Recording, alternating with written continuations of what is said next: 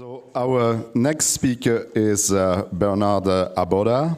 Bernard is a principal architect in the Skype Lync organization at Microsoft. His current focus is WebRTC, interoperability of next-generation video technology and accessibility.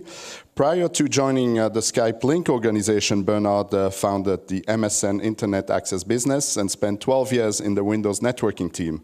Within the ITF, he's the author of more than 50 RFCs and has served as a chair of the Internet Architecture Board. Bernard was one of the founders of the UCI Forum and served as its chair from 2010 to 2013. Welcome, Bernard. Thank you. So I'm here to talk to you about a relatively new activity group within the IMTC called the Media Aware Networking Element Group. So a little bit about Maine. It was approved by the board on the 20th of May 2014. It did have a little bit of history because before founding the AG, we had a study group, and I'll talk about some of the conclusions of that. I'm the chair. There's a web page describing the group and a mailing list, IMTC Maine. The meeting schedule is every 2 weeks at 1 p.m. Eastern. You'll notice this is the hour after the video group meets. So if you just stay on the video group call, you'll end up in the main call. It uses the same system, the video system that is used by the video group. And to join, send mail to help@imtc.org. And since we're relatively new, we wanted to get the word out and hopefully get a bunch of you to register and join the meetings. And I'll try to give you a motivation for why you should do that. So the first thing people ask you is, what is a media-aware network element anyway?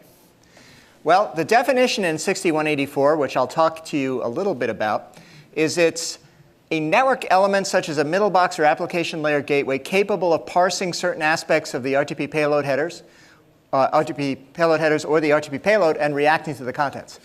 Kind of vague. I'll give you a little bit more detail about what it really is. But we have an updated definition, which is quite similar from RTP topologies, of something called a selective forwarding middle box or a selective forwarding unit. Really what this is it's a video router. And this definition is a little bit better. It selects which parts of a scalable bit stream, or which bit stream in the case of simulcast, to forward to each of the receiving endpoints. The decision may be driven by a number of factors such as available bit rate and desired layout. So one question I get is, what is the difference between a main and an SFU? And one of the answers is the main might do something like null repacketization that would not be done by an SFU. SFU just forwards or drops packets, very much like a router that we know and love.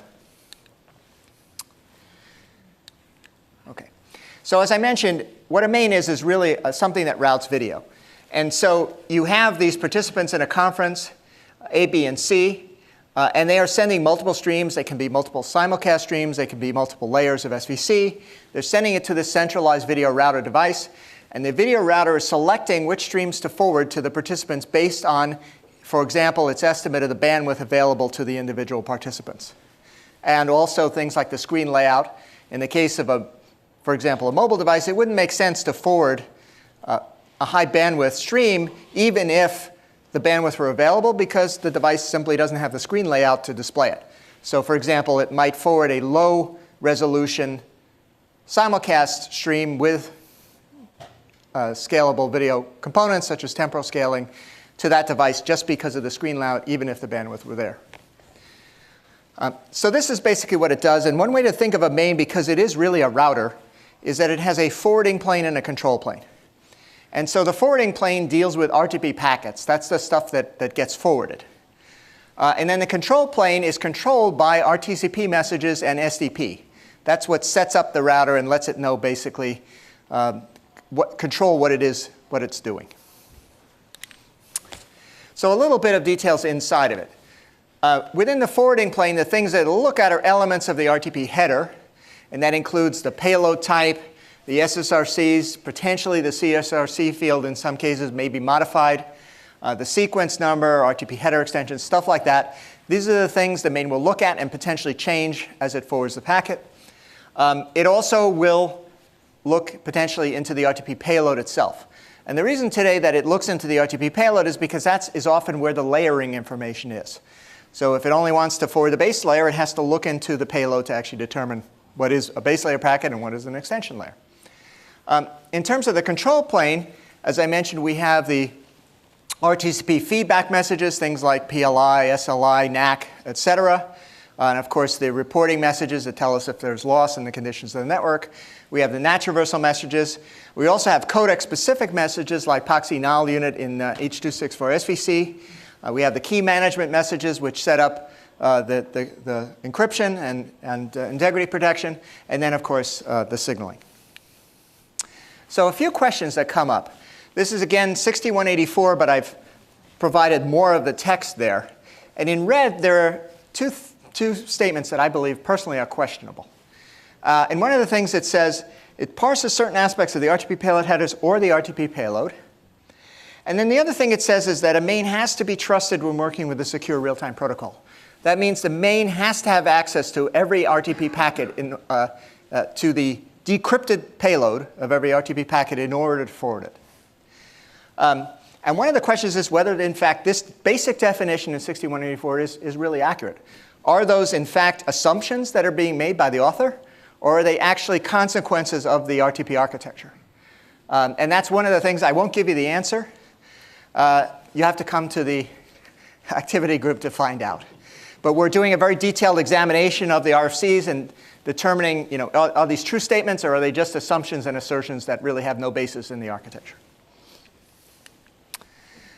So a couple of the conclusions of the main study group, which met for about 6 months, trying to scope out this problem. And I'll give you a little bit of background. Before we even formed the study group, the need was first discovered in the H.264 SVC group, in which we began to encounter interoperability problems which I'd say were greater than the normal. You've heard from Charles about the SIP parity group and the issues they have.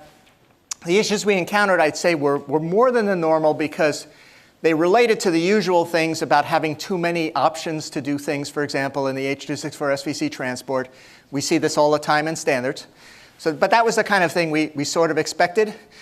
But things we didn't expect is that people were building main systems with a completely different set of assumptions. In particular, the stuff that I outlined in red were not assumptions that were universally held among all the participants. And when we saw something that fundamental, we realized that this wasn't just a case of narrowing the options. We really had to talk about the fundamental architecture and whether the statements being made in some of these RFCs were correct and actually true. And so we concluded that first of all, we all know this, main implementations today were, I should say, until about 3 weeks ago, exclusively for H.264 SVC. Today, we now have large-scale mains in operation for VP8 with temporal scalability and simulcast. And we're expecting, of course, mains to crop up for HEVC and for VP9 as well. So it's become a multi-codec thing, but the initial implementations were all codec-specific, right? And even within that codec-specific implementation, we saw very different ways that people did things. They used proprietary technology, and that just wasn't because they didn't care about standards. They did it because, in particular, they needed to have better performance than the standards would allow. And so there was really a pervasive interoperability problem. But we see SVC entering the mainstream now. SVC, for example, is now enabled in Chrome. And it's about to become really a given for video on the internet. So it's a very basic thing. It's entering the mainstream. And not only that, but I think multi-codec operation of mains is about to enter the mainstream. Because you're not going to just see a main implementing only H.264. It's got to upgrade to HEVC. You won't see one that just does VP8. It'll have to do VP9. And then the big question is, OK, you've added a codec. Do you have to rewrite the whole thing? In today's architecture, you would. It's a little bit like saying, I've just built a router. I'm sorry, it only routes HTTP. You want to have another app? I got to rewrite my router. Sorry, it'll take me a year to do that. I got to figure this all out. Oh, you just invented SSL? Oh, sorry, my router doesn't work for that. Doesn't work for real time. It's kind of when you describe this architecture and its implications, and you describe, this is my router. If I gave you an IP router that did anything like what this did, it would be unsaleable. And that's kind of the situation we're entering into a main. The architecture, which is developed for a special case, really needs to be thought through again. So what do we do in the main activity group? Well, our goal, our charter right now, is to summarize existing implementations. What do these existing drafts say? And that drafts and RFCs, so we're including both. Document the existing state of the art. What are people actually doing as opposed to what the standards say? Are the deviations just due to different modes of the standards? That's something that IMTC has lots of experience in fixing. If we need to do a profile, we can do that. But it's probably much larger than that. But also documenting completely proprietary things and why they're being done. And also basically giving us some conclusions on what gaps exist that need to be fixed going forward. So here are some of the work items. In the initial few meetings, we've just gone through basic terminology. And what's interesting is even the basic terminology isn't quite settled because we have new terms coming up. And as I mentioned, some of the definitions are actually somewhat questionable. Some basic taxonomy, the different types of mains we're aware of, how they function. For example, some of them modify certain fields, others modify others. Basic operation of the forwarding plane, as in the documents we have. The way some of the header extensions people are using, some of the multiplexing and security, et cetera. We've also begun to talk about the control plane, RTCP feedback messages, such as what Charles talked about. Also, one thing we see out there is bandwidth estimation is a very important part of this. That is not standardized today. Signaling, Charles talked about some of those things. And we did talk a little bit about resilience. The FEC in particular is not an entirely settled area. There is no mandatory to implement FEC for WebRTC, for example. And finally, what we're looking to get to, the ultimate goal, is to review the existing implementations and characterize them along all these dimensions. Basically, it would be nice to have 3 or 4 and say, this is what they're all doing, this is how they differ, this is why they don't interoperate. And in particular, if there are very different assumptions that they're making, document that as well. And then produce a document summarizing all of that and present it to the membership and hopefully the wider world. That's it for our discussion of Maine. Any questions?